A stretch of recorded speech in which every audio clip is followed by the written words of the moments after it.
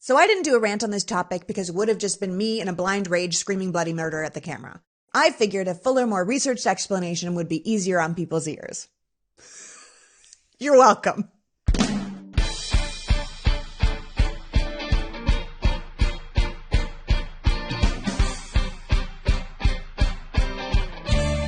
Hello, and welcome to the PoliticsGirl Podcast. I'm your host, Lee McGowan. Let's get into it. So this past week, a leaked copy of Justice Alito's draft majority opinion overruling Roe v. Wade rocked the country. The draft, confirmed as authentic by Chief Justice Roberts, was published in Politico, and in very clear terms overturns both Roe v. Wade and Planned Parenthood v. Casey, fundamentally ending the constitutional right to abortion in America.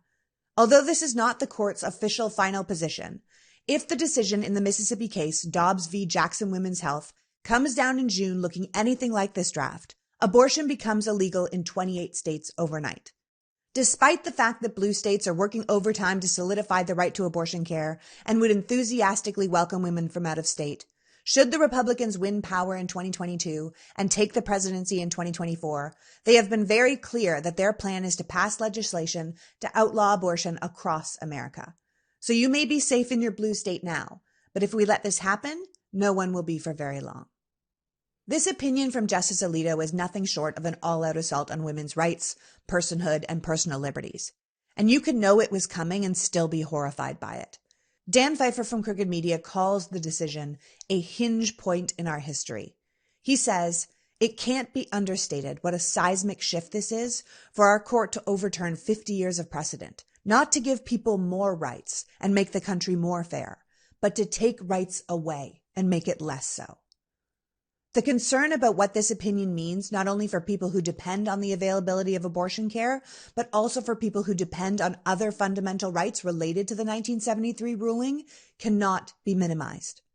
As President Biden and hundreds of legal commentators have pointed out, Alito's stated reasoning for overturning Roe, that there is no reference to abortion in the Constitution and it is not deeply rooted in the nation's history, could seemingly be applied to a lot of other legal precedents that are all counted on by citizens of this country. As Leah Littman and Steve Vladeck wrote for Slate, it would be foolish to assume that if overruling Roe could move as quickly as it did, that Obergefell, gay marriage, Lawrence, gay sex, Griswold, contraception, and Loving, interracial marriage, aren't also on the table. These are all intensely personal decisions that people expect to make in a free society, and it's terrifyingly autocratic to think the government can just come in and start making these decisions for you. But let's back it up, and let's go through the crisis we're experiencing step by step, so we understand where we are, what we can expect, and most importantly, what we can do. For 49 years, the law of the land has been that you can't legally ban abortion before fetal viability, which is around 24 weeks. And anyone who wants to do so would be passing an unconstitutional law that would be struck down by the court. The protection of abortion falls in the liberty interest of the 14th Amendment. No person shall be deprived of life, liberty, or property without due process of law. The 14th Amendment was enacted after the Civil War. It's the amendment that guarantees equality and liberty, two of the most important things in a free society. Roe v. Wade and Planned Parenthood v. Casey, which was the 1992 case that reaffirmed the right to abortion, the fetal viability line, and that the decision to have an abortion should be between a woman and her doctor, were both based on this guarantee of liberty, which the court interpreted as protecting a woman's right to choose free from unreasonable government interference. The Roe decision said that the liberty interest included a right to privacy, and the Casey decision expanded on that, saying the right to choose whether and when to have a child made it easier for women to participate equally in the economic and social life of the nation. Nancy Northup, president and CEO for the Center of Reproductive Rights, says, if you think about this kind of personal decision that we in a free society believe people should make for themselves, decisions like who you marry, how you form your family, how you raise your children, those are all critical parts of our freedom and liberty. And those are all the things that are supposed to be protected by the 14th Amendment. Justice Alito's leaked draft rejects this reasoning, arguing that the right to an abortion is not a protected liberty interest because it is not rooted in the country's history and tradition. According to Adam Liptick of the New York Times, Alito's opinion reads like a running list of conservative talking points dating back to the Reagan administration that basically boils down to, 1, the Constitution doesn't say anything about abortion, so states can allow it, regulate it, or ban it. And 2, Roe was such a weak case to begin with that it doesn't deserve the respect owed to other court precedents.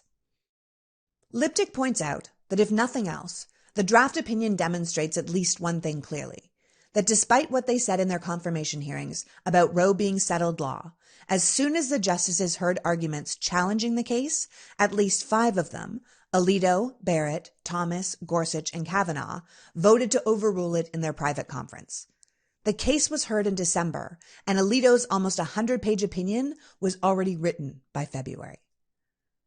And this opinion, as Amy Kopczynski, director of the Law and Political Economy Project at Yale Law School, herself a former Supreme Court clerk, says, is such a radical opinion.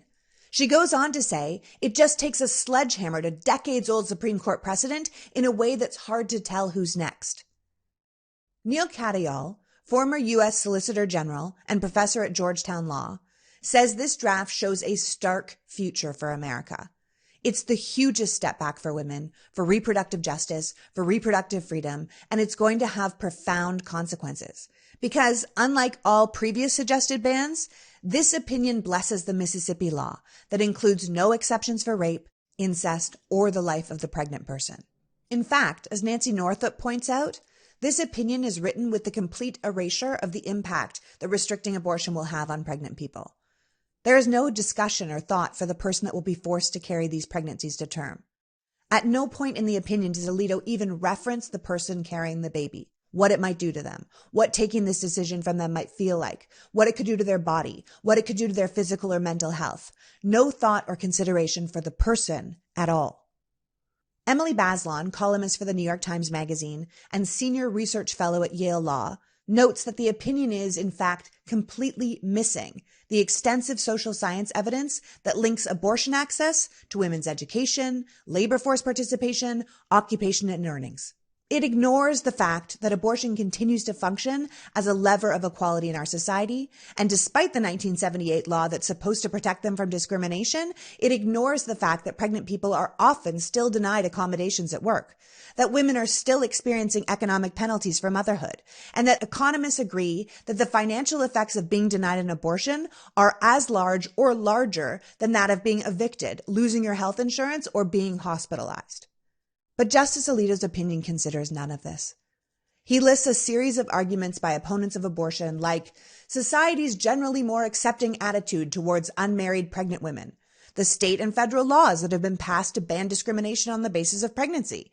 He cites family leave laws that everyone who lives in America knows full well we don't really have, and health insurance and government assistance that cover the cost of having a baby, which again completely ignores premiums, co-pays, and the uninsured. Finally, Alito mentions fellow Justice Amy Coney Barrett's suggestion that safe haven laws, which allow women to drop off a 3 to 10-day-old baby at certain locations anonymously without facing criminal child endangerment charges, are a good solution to women who aren't ready to be mothers.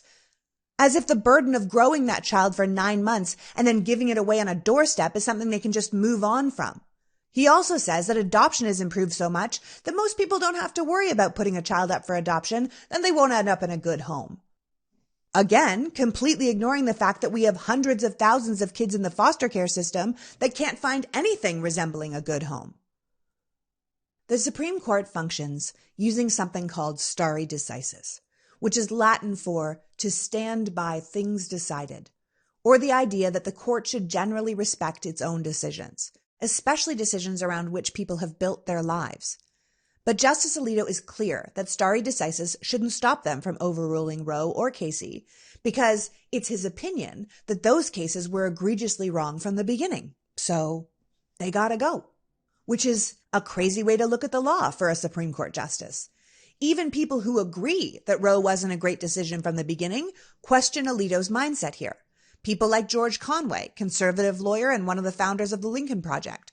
He says, I don't think Roe was decided correctly, but you can't just overturn it now. It's too far down the line. It's become too much a part of our established society. Stare decisis means it's settled. It's done. Society relies on these decisions, and we base our rule of law and our society on them. Neil Katyal agrees with Conway, saying social expectations have crystallized around Roe. The conservative judges said as much when they decided Casey. He goes on to say, even if Roe was questionable back in the day, it's been relitigated over and over since then. You can't just overrule it without doing grave damage to the legitimacy of the court itself. Overruling the court's prior decisions undermines their own authority. We base our society on decided laws. If laws can just change willy-nilly depending on who sits on the court, then our society isn't stable. As Conway says, it's too radical to just undo a law we've had for 50 years like this. No matter what you think of the original decision, it is now part of the framework of our society, and people have planned their lives around it. But Justice Alito and the 4 other justices who have signed on seem to care very little for the court's legitimacy in the wake of their own power. Alito's opinion goes on to cite an incredibly long list of the times the court has overruled precedent. He includes landmark cases on racial equality and gay rights, trying to make the argument that without overruling those cases, American constitutional law would be unrecognizable. What he fails to point out is exactly what we said before, that the laws that were overturned in the past were to give people more rights. His ruling is taking rights away. But taking rights away from women seems right up Alito's alley, as his opinion relies heavily on a 17th century English jurist named Sir Matthew Hale. Hale, who had 2 women executed for witchcraft, wrote a defense on marital rape, and believed capital punishment should extend to children as young as 14, feels like a weird choice to lean on to interpret a law in 2022. Alito's argument cites a text published in 1736, laying the foundations for the legality of marital rape across the world. And while allowing marital rape might sound like something from a bygone era, we need to remember that it was actually legal in most of the United States through the 1990s, and continues to be allowed, or at least treated very differently under the law, in some states today. So here we are, about a month from the Supreme Court striking down a basic human right of half the American population, based in part on an opinion of some guy who lived in the 1600s and felt a man should be free to rape their wives and that mouthy, capable women were probably witches. And so, yeah, that should really piss you off. Alito goes on to add insult to injury by basically blaming the women's rights movement for this decision. He argues that because feminism has moved women's rights so far along, we don't need abortion anymore. The implication being that women no longer need the availability of abortion, if they ever did, because contraception and adoption are widely available now and people don't shun unmarried pregnant people the way they used to. And we can have our health care and get our own credit cards and stuff, so pregnancy isn't going to hold us back. But then he says, if you think it will, then women can just, quote, take their feelings to the ballot box because, quote, women aren't without electoral or political power. So essentially, Alito argues that they're going to take away our liberties, and if we don't like them, then we can use the liberties we still have to try and fix it. And people are wondering why women are mad. As abortion rights experts point out, this whole argument really rubs salt in the wound because the same group of people making this argument about women not needing abortion because of all the advances the country's made around pregnancy and women's rights are the same people who have fought and voted against paid family leave, safe haven laws, affordable daycare, universal health care, and anything else that would make pregnancy and or being a parent easier. They are using the same things they fought against as the reasons we don't need abortion. Just a double tap on feminism. You brought this on yourself, ladies. Alito ties up his reasoning with an emotional plea for women's mental health by saying, while we find no reliable data to measure this phenomenon, it seems unbelievable to conclude that some women don't end up regretting their choice to have an abortion. And that kind of regret would cause severe depression and a loss of self-esteem. So he's just looking out for us. But tell me, if you think regretting an abortion causes depression, what do you think carrying an unwanted pregnancy to term does? What do you think being pregnant with your rapist baby feels like? What do you think having your father's baby does to your self-esteem, or carrying a dead baby inside your body does to your mental health?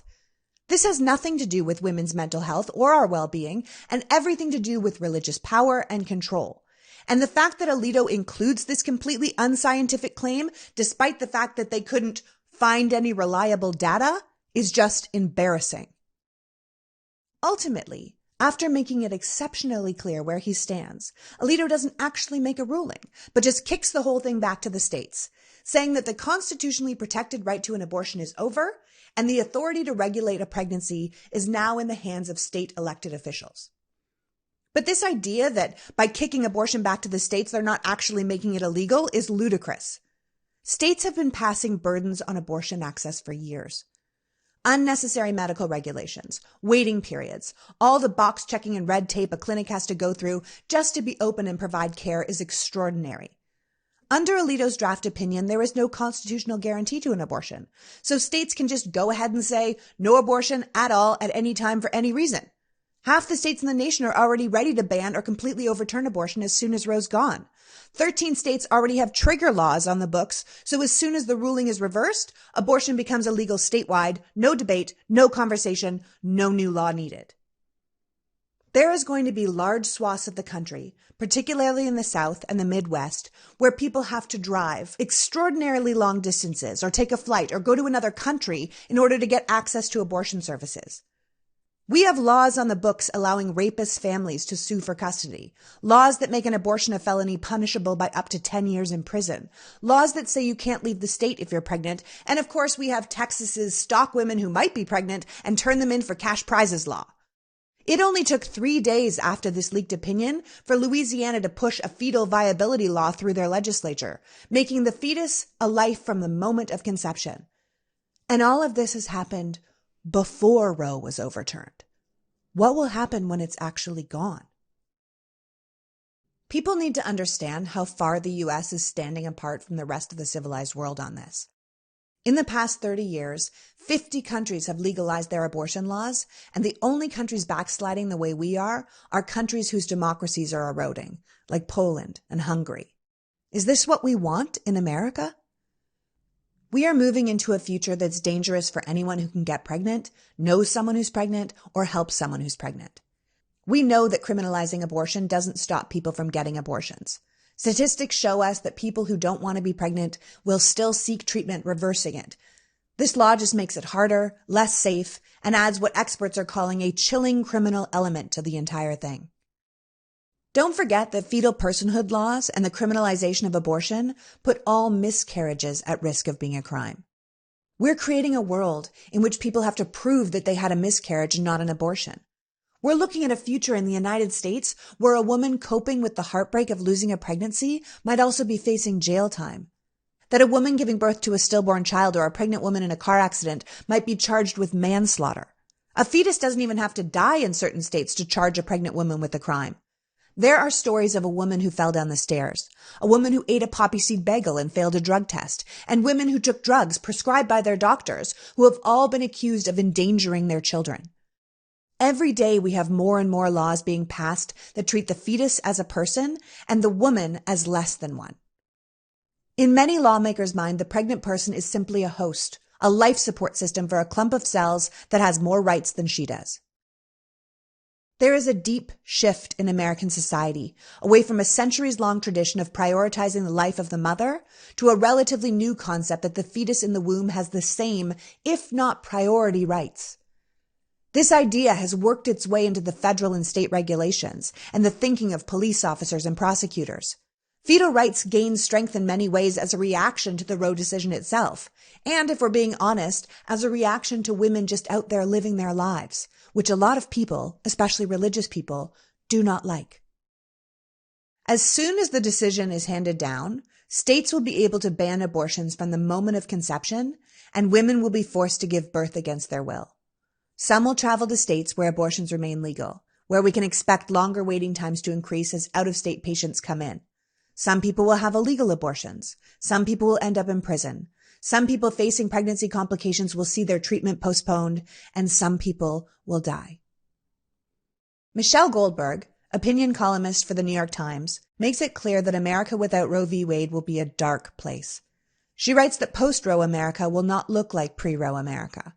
In the years before Roe, even when abortion was illegal, doctors usually had some latitude to decide when it was justifiable to perform one.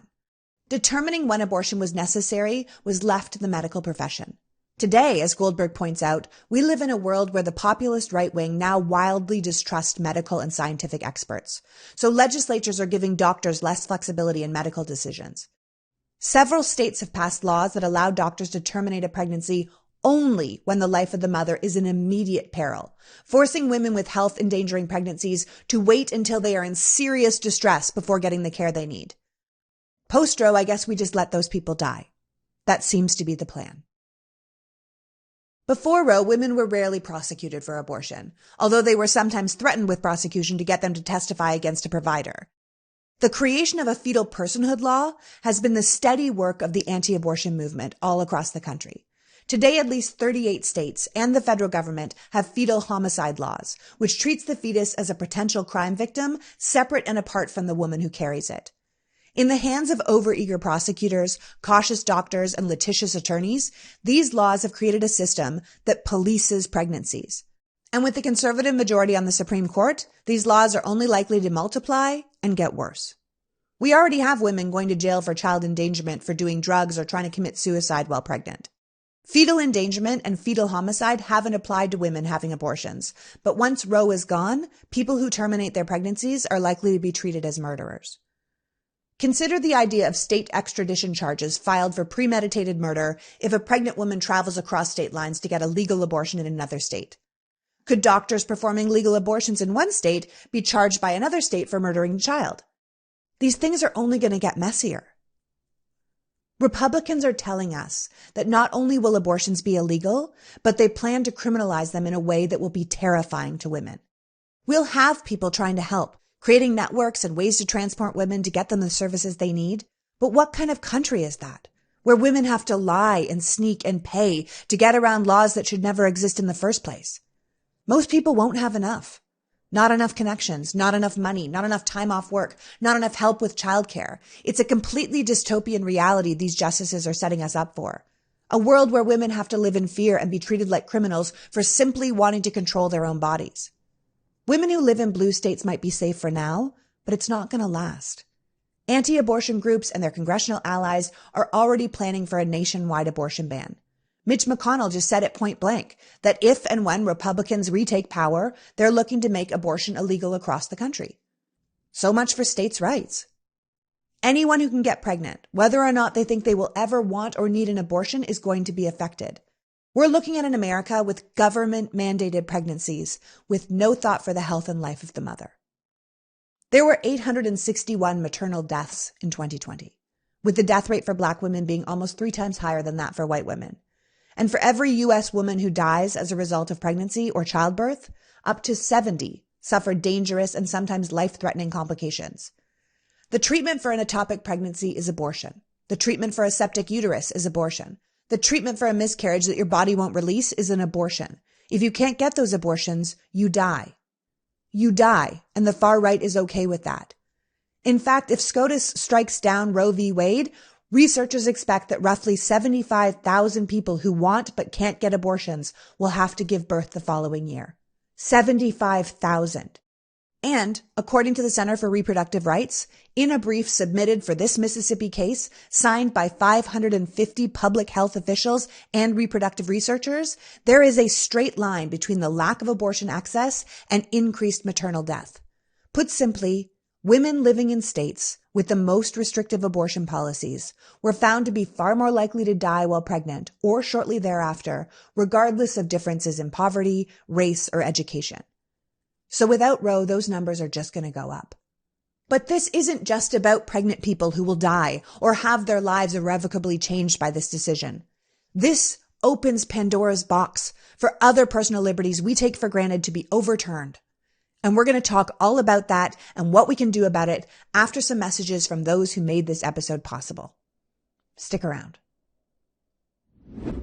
If you run a business, you know that clients demand instant responses. But now more than ever, businesses are spread thin. If you think you're losing leads from visitors to your website or missing calls that could grow your business, you need to delegate those frontline conversations to a fantastic and award-winning virtual reception service, Smith AI.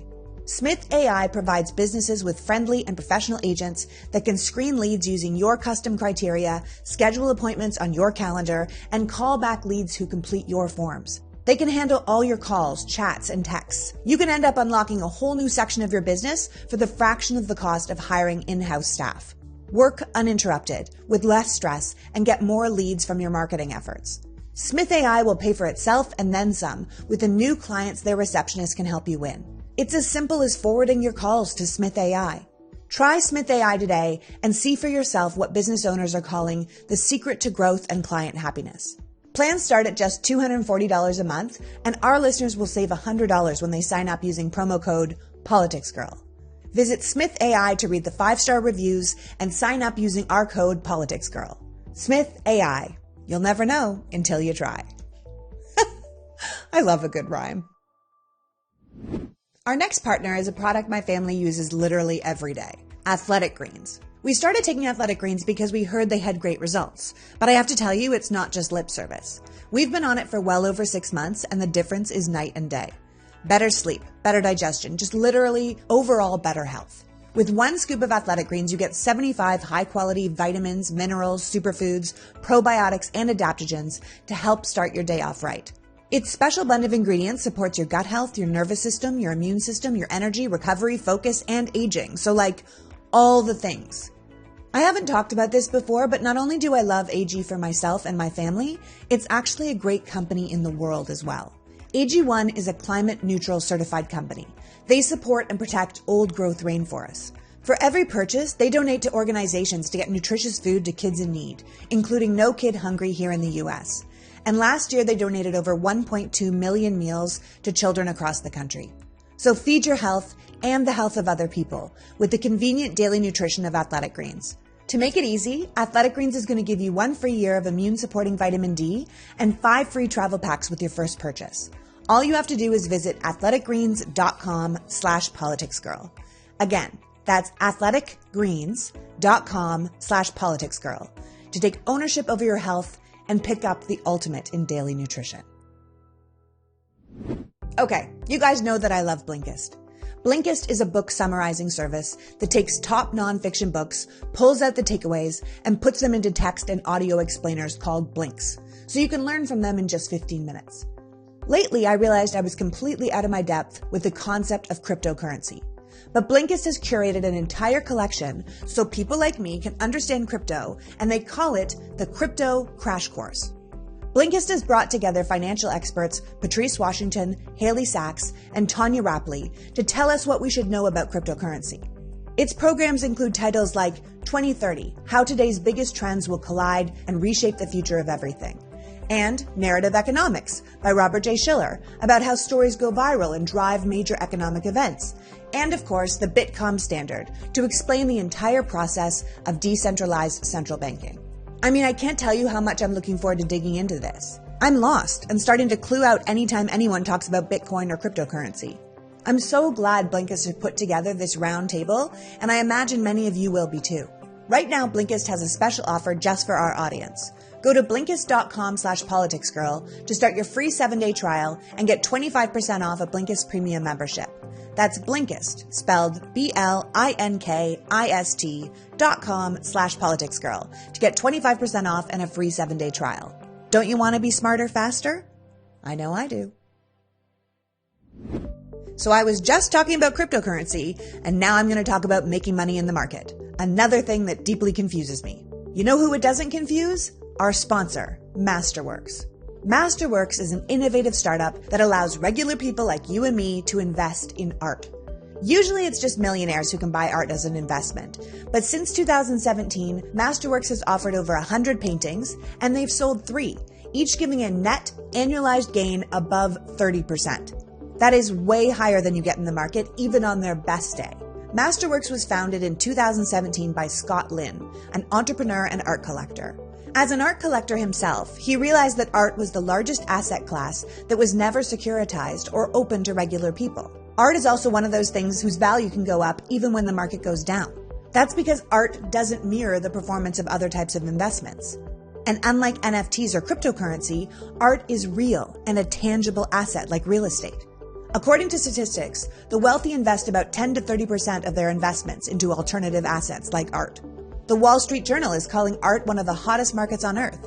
So start building a diversified portfolio at masterworks.art/politicsgirl. Again, that's masterworks.art/politicsgirl. See important regulation disclosures at masterworks.io/CD.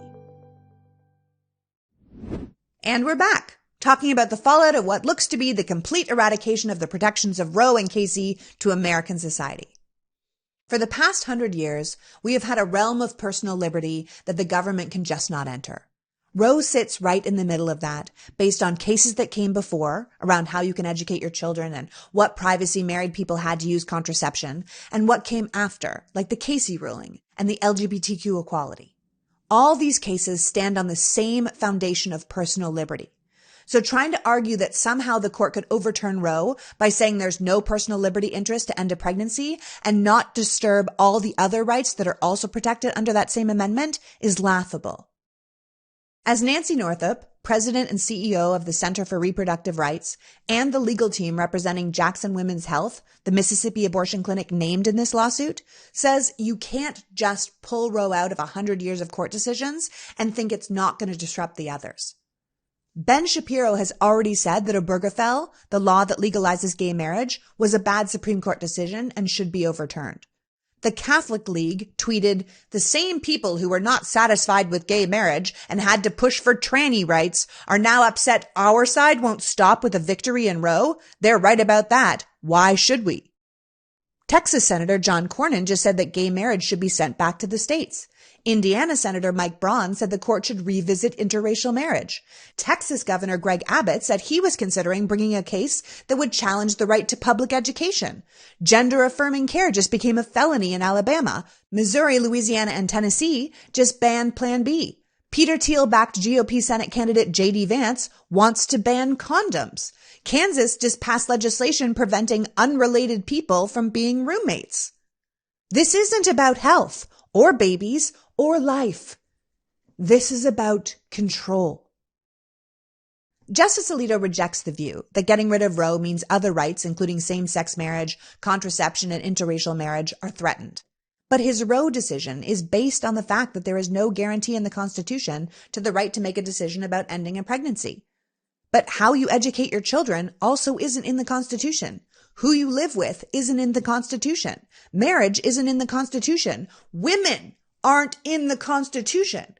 There are a lot of things that are protected constitutional rights that were criminalized in the past, including same-sex relationships, sodomy, and interracial marriage. To make the argument that abortion wasn't legal in the past, so it shouldn't be legal now, doesn't really fly.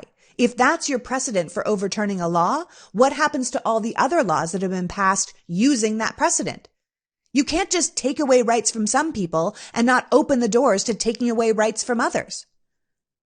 Neil Katyal, former U.S. Solicitor General, says, the idea that in order to have a constitutional right, it has to be expressly mentioned in the Constitution or deeply rooted in the history of the country is such a radical and compressed view of a constitutional right. The test that Alito and the majority are using is a game changer. If they choose to overturn Roe using this, then no constitutional right is safe. He goes on to say, the reasoning the court is rejecting now is the reasoning used in gay marriage. So if you think that one won't hit the other like a domino, you're just being willfully naive. The people who argued against gay marriage argued to let the Supreme Court leave it to the states. They said, just let the states decide. And that is exactly the argument that the Supreme Court is making for abortion. So why would opponents of gay marriage not bring it back to the court? It's apparently a winning argument. Short term, the burden of losing Roe is going to fall disproportionately on people who are young and poor. It will divide us along lines of class and race. People with means will still be able to seek out reproductive care, but in the long run, the far right wants a national ban. And not just a ban. They want abortion criminalized. A Republican Congress in 2022 and a Republican president in 2024 would mean just that. They and the Christian far right are all in turning back the clock on controlling women and on controlling people of color.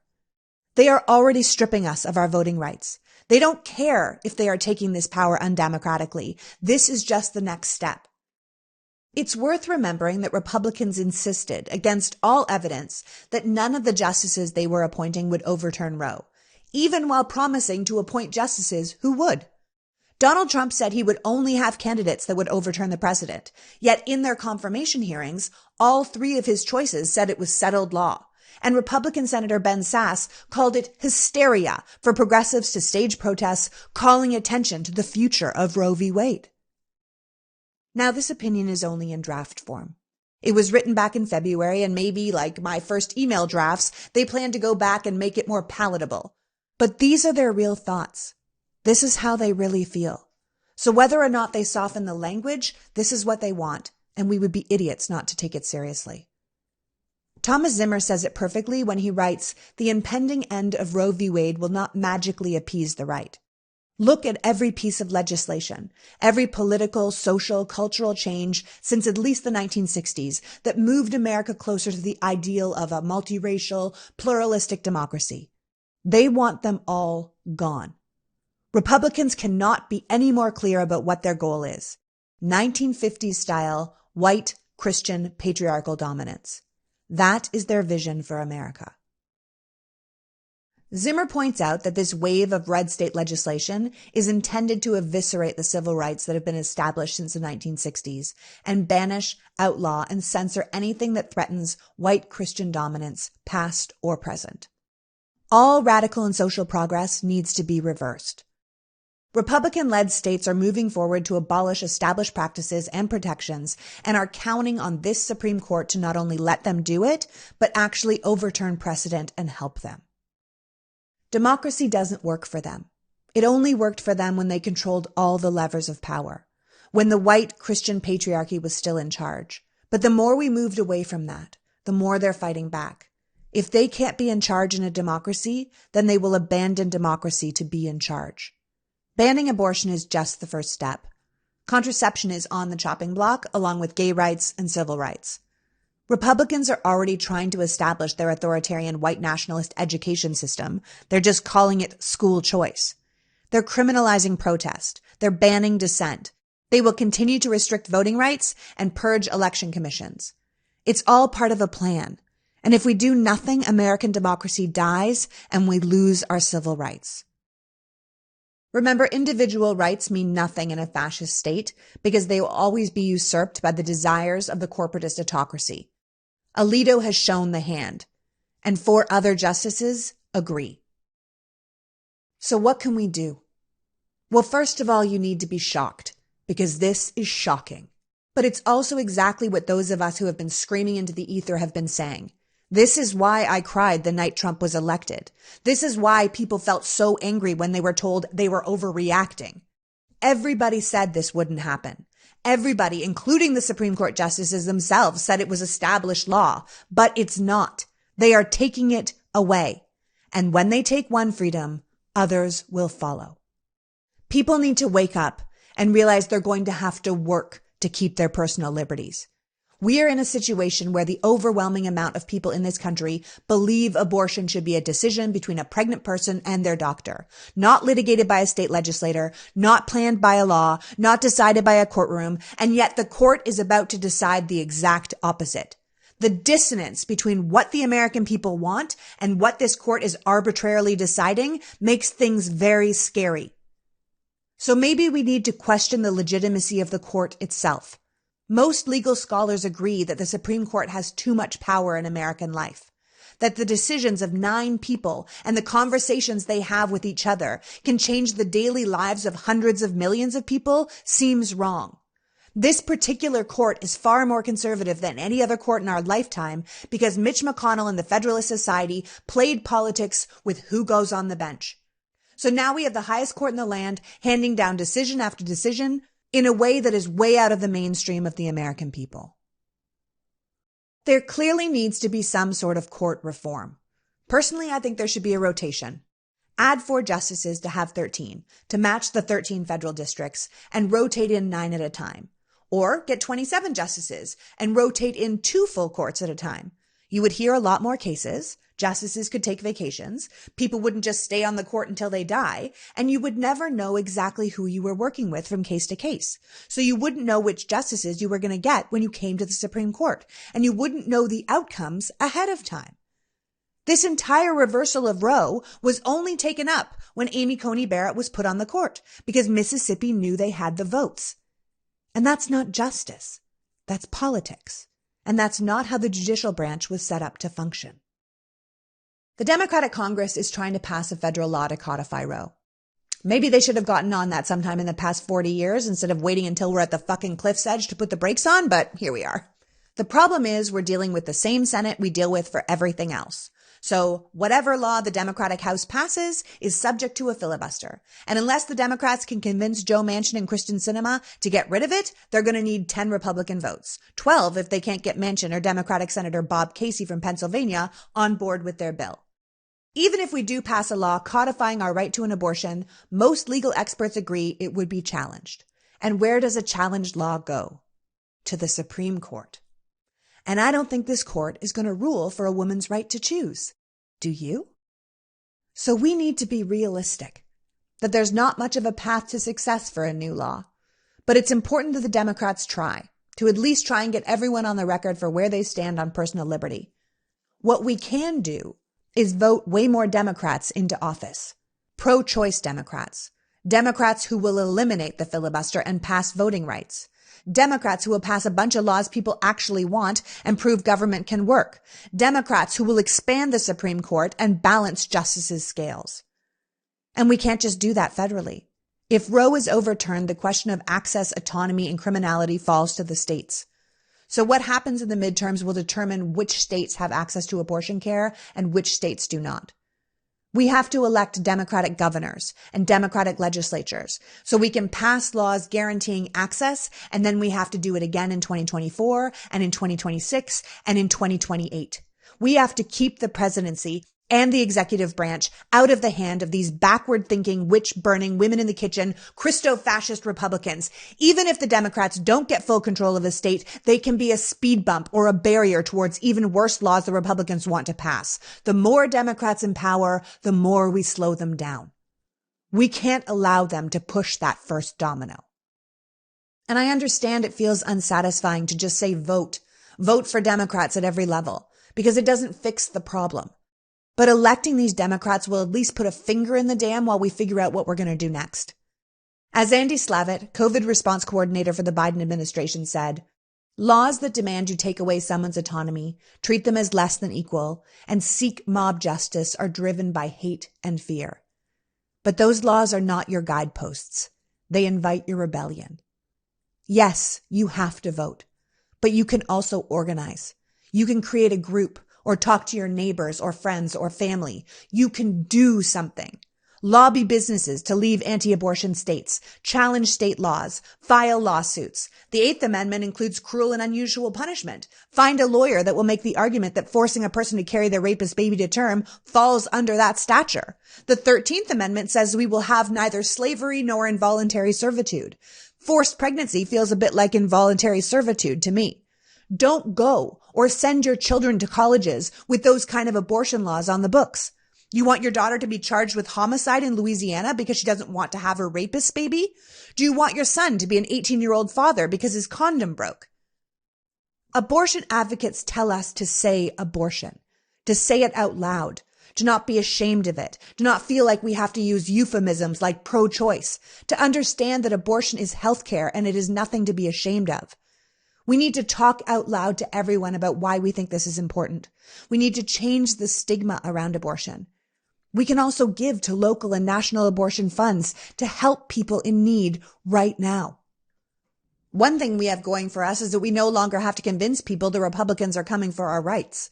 You can see it with your own eyes. We can see the contempt they have for us, for democracy, for the rule of law. 70% of the country supports the right to abortion. So this isn't about changing the minds of people who don't. It's about making our support visible and our voices heard.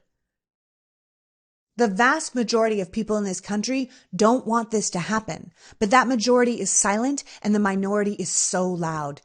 We have to change the balance. This is not just a problem for people who can get pregnant. This is a problem for everyone who believes in personal liberty. As Hillary Clinton said, this opinion is dark and incredibly dangerous. It's not just about a woman's right to choose. It's about way more than that. And I hope people are now fully aware of what we're up against, because the only answer is at the ballot box. We need to elect people who will stand up for every American's rights. Because the people saying, well, I'm not a woman, so this doesn't affect me, or I'm not black, so this doesn't affect me, or I'm not gay, so this doesn't affect me. Once you allow this kind of extreme power to take hold, you have no idea who they will come for next. John Levitt from Crooked Media thinks that this draft could be just the fire we need, because this decision has taken a divisive issue and made it unifying. He points out that there are few things in this country that enjoy the level of support as access to abortion care does. He says, there is no state in America, it doesn't matter how red it is, where the majority thinks this is a good idea. There is no state in America where the majority thinks getting rid of contraception is a good idea. There is no state in the country where the majority of people believe couples who are struggling to have children should be denied access to medical care, or that incest victims should have to bear their rapist baby. It's a losing issue, and it exposes just how dangerous the far right has become. So that's it. Know that it is up to us. No matter what happens in the next month, we have to make sure that personal liberties remain the defining issue as we head into the midterms. As Claire McCaskill said, remember, our country is not as conservative as the Supreme Court, and we have the power, but only if we vote. If we make sure people understand these stakes, the Republicans don't stand a chance. Now go out and make the world a better place. Thank you for caring enough about democracy to be here. Until next week, PG out. The PoliticsGirl Podcast is written and performed by me, Lee McGowan, in partnership with the Meidas Media Network, and produced and edited by Happy Warrior Entertainment. All rights reserved.